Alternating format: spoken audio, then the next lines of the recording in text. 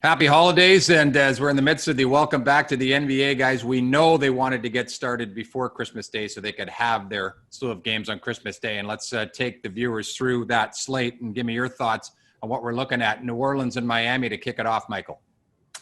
Yeah, really interesting matchup. And I think one interesting thing that I'll be looking for is not some of the young stars that are in this game, but I love watching J.J. Redick. The guy's 36 years old. All he did was shoot 45% from three last year.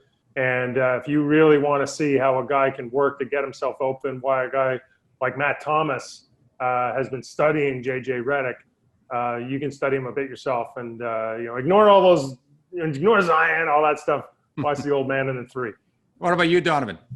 I'm also going to ignore Zion. I love that we went with the old guy. So I'm going to go with another one. Steven Adams. For the hockey fans watching some basketball, a little bit of an enforcer for New Orleans. And you mentioned Redick. He's only missed the playoffs twice in his career. I think because of Adams and that defensive intensity, the Pelicans go back to the playoffs and give Zion some room, the svelte Zion, some room for some big dunks. Seems like everybody, the fan base at least, had a stake in hoping that Giannis would end up on their team, Golden State Warriors among them. Now they see the Greek Freak in Milwaukee colors for the time being anyway. The big storyline in that one is it go beyond the two-time MVP? Well, if I'm watching from my couch in Canada, I'm going to take a look at Andrew Wiggins because he has never been under the spotlight the way he has been or will be with Golden State. Even if Golden State's not a great team, they're just such a one of those statement teams in the league. You're playing alongside Steph Curry, and it did not go very well for him on opening night. And so, and Andrew, he has a track record when he's challenged, when people kind of poke his pride, he responds in a big way. So I think I'll be looking for that to see what kind of performance he can put up after what was, I'm sure for him, a real letdown against Brooklyn on the NBA's opening slate. Interesting to think, Donovan, a guy who was first overall pick not long ago is now rarely mentioned among the very elite of the Canadians in the NBA. Yeah, and it's a great point by Michael because think about his career. How many times has he played back-to-back primetime games? Maybe in Kansas, but not certainly in Minnesota. And so he starts with KD, baptism by fire. Now he'll be guarding Giannis, who many people want to watch in this game. So for the Warriors to get back to that championship level, he's going to have to be effective offensively, but guard, big-time players on the perimeter defensively. So the world will be watching Wiggins in this one. One of the great days of the year, Donovan, I'm right back to you. One of the great games of the year, at least the ceremony around it, was the Raptors finally getting a Christmas Day game. May have been their worst performance of the year, but everybody bought in. Now Brooklyn takes that spot, and this is a beauty for my money on Christmas Day, Brooklyn and Boston.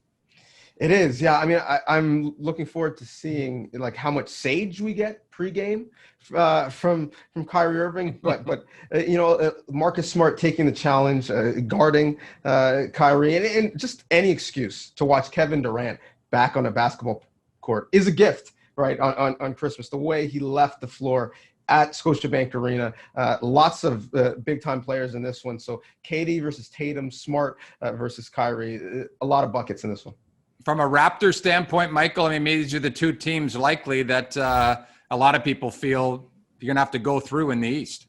Absolutely. And I think I'll be looking very closely to see do the Nets get pushed a little bit? And they didn't. I don't think that was a great example of.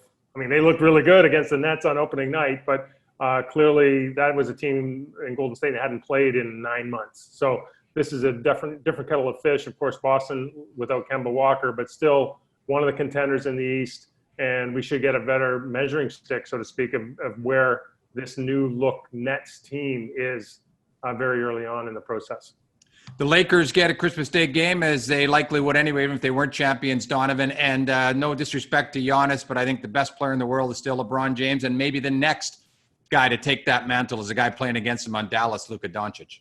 Yeah, it might be. The two guys with the first name starting with L is who I'm going to be watching in this one. And when Luka breaks all of these records for youngest player at this age to do this, the guy who he's surpassing often is LeBron James. And so as we're starting to anoint Luka as maybe that next person, potential MVP, I'm interested to see if Luka's going to take the challenge and guard LeBron a little bit. As much as I love what the Mavericks have done, I'm not sure if they have that defensive mentality. And so this will go a long way in telling me if they really should be an outside a championship contender after being pretty average last year.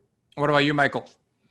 Well, I'm really curious to watch Anthony Davis this season. This is going to be an early test for him. I don't know if LeBron James is chasing MVP awards anymore. I certainly think Luka Doncic is going to try and earn himself one.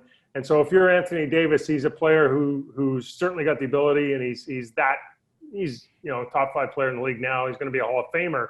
If he's going to get an MVP, this could be the year for him. And so I think this could be a little showdown there where maybe the Lakers step up on behalf of Anthony Davis and let Luka know that it's not his time yet. All right, come back to you, Michael, for the headliner, at least when it comes to time slots. And there are so many stories, either Canadian players or ex-Raptors in this Clippers-Denver matchup. Again, a series that could very well happen again in the West.